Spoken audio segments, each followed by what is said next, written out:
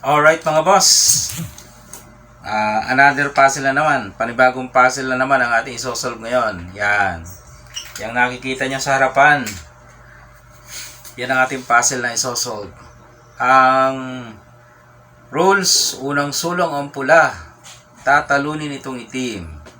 Okay, ano daw ang sulong ng pula para talunin ang itim? Okay, lahat ay piyon, wala pang mga dama dyan.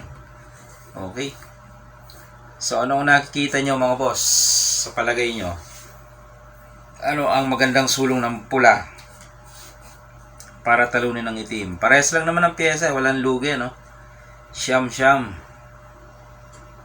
Oh. May idea na ba kayo kung saan ang sulong ng pula dito? Ang key move para talunin ng itim. Kung wala pa, ito, pakita na natin, oh. Malalim to eh. Ang sulong dito ng pula, mga bossing, ay dito. Yan. Kakain yung itim, oh, pinadama. Okay, dama na siya. Tapos sunod, ito, papakain ulit. Kain ulit. Yan. Tapos, ang gagawin ulit ng pula, ito.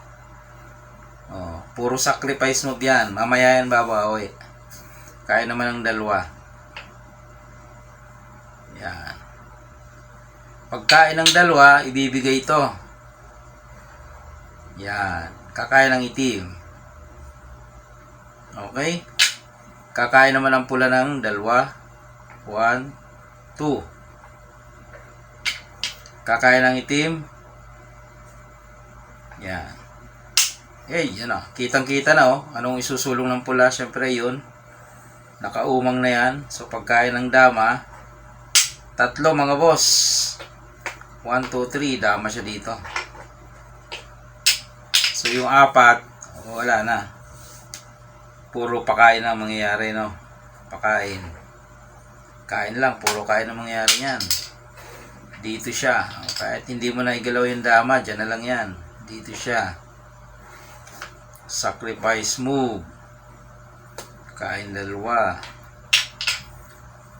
Uy, dadama. Babantayan mo dito.